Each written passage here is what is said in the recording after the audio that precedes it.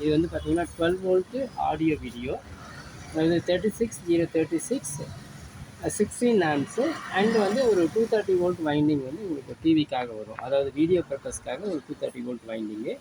தென் audio பர்பஸ்க்காக இங்கே 3 wire இருக்குது. 36 இது வந்து டைப் 43ல போட்டிருக்கு.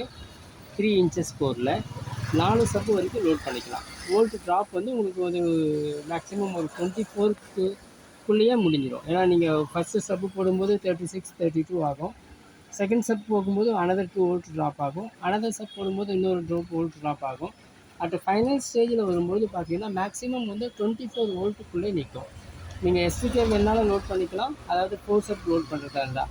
அப்படி இல்லைனா மாஸ்பெட்டுக்கு தாராளமாக லோட் பண்ணிக்கலாம். ஏன்னா எஸ்டிகேக்கு வந்து அட் டைமில் வந்து நீங்கள் 4 சப் இருந்தால் மட்டும்தான் வோல்ட்டு ட்ராப் ஆகி எஸ்டிகே ஐசி நிற்கும். அது இல்லை, ஒரு சப்பு நீங்கள் எடுத்து வச்சுட்டு 2 சப்பு எடுத்து வச்சுட்டு போட்டிங்கன்னா ஐசிக்கு வோல்ட் அதிகமாகிடும், ப்ராப்ளம் ஆகிடும். ஸோ அதனால் வந்து 30 வோல்ட்டுக்கு மேலே எஸ்டிகே ஐசி போகக்கூடாது. இது வந்து 36 வோல்ட்டு. அதனால் பெட்டர் வந்து இது வந்து உங்களுக்கு மாஸ்பெட்டுக்கு போகிறது தான் கரெக்டாக இருக்கும். இந்த இன்டர்னல் கன்ஸ்ட்ரக்ஷன் எங்களுடைய 4 இன்வெர்டர் போர்டு போட்டிருக்கோம். இந்த இன்வெர்டர் போர்டில் இருந்து உங்களுக்கு வந்து இந்த கனெக்ஷன் கொடுத்துருக்கோம், ஃபுல் ஆம்பிளிஃபிகேஷன் கனெக்ஷன் கொடுத்துருக்கோம். அவுட்புட் வந்து 230 வோல்ட் வந்து ட்ரான்ஸ்ஃபார்மர்லேருந்து டைரெக்டாக வந்துடும். அதேமாதிரி 36 வந்து ட்ரான்ஸ்ஃபார்மர்லேருந்து டைரெக்டாக வந்துடும். இந்த டெஸ்டிங் பர்பஸ்க்காக 12 வோல்ட்டு 7.3 H பேட்டரி போட்டிருக்கோம். இப்போ நான் ஆன் பண்ணுறேன்.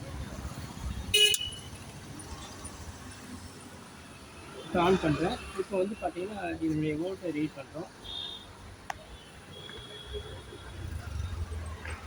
36.4. இது வந்து பைப்புலர் வைண்டிங்கு. பைப்புலர் வைண்டிங் இருக்கிறதால வந்து உங்களுக்கு மேக்ஸிமம் வந்து வோல்ட் வந்து ஈக்குவல் வோல்ட் வந்துடும். 36.4ல அளவு ரெண்டையும் 36.4 வந்துடும். அந்த மாதிரி போகும்போது டியூவல் பவர் சப்ளையில் வந்து உங்களுக்கு வந்து ப்ளஸ் வோல்ட்டும் மைனஸ் வோல்ட்டும் ஈக்குவல் வேல்யூவாக இருக்கும். இது வந்து நம்ம நார்மலாக பண்ணுற டிரான்ஸ்ஃபார்மரை விட இது கொஞ்சம் நல்லாயிருக்கும். நார்மலாக பண்ணுற டிரான்ஸ்ஃபார்மர் என்ன பண்ணுவோம்னு கேட்டிங்கன்னா உங்களுக்கு வந்து டேப்பிங் கொடுத்தா எடுப்போம். அப்போ இன்னர் வைண்டிங் வந்து பார்த்தீங்கன்னா உங்களுக்கு வந்து அது ஒரு ஓம்ஸ் இருக்கும். அவுட்டர் வைண்டிங் அதாவது சென்டர் டேப்பிங் சர்க்யூட் பார்க்கும்போது அவுட்டர் வைண்டிங் வந்து அது ஒரு ஓம்ஸ் இருக்கும். அப்போ வந்து பார்த்தீங்கன்னா ஒரு 0.5 வோல்ட் வந்து டிஃப்ரென்ஸ் இருக்கும் ரெண்டுத்துக்குமே. இதே டிரான்ஸ்ஃபார்மர் வந்து நாங்கள் பைப்லர் பண்ணாமல் 36.4 ஒரு பக்கம் இருந்துச்சுன்னா ஒரு பக்கம் 37 வோல்ட் வரும்.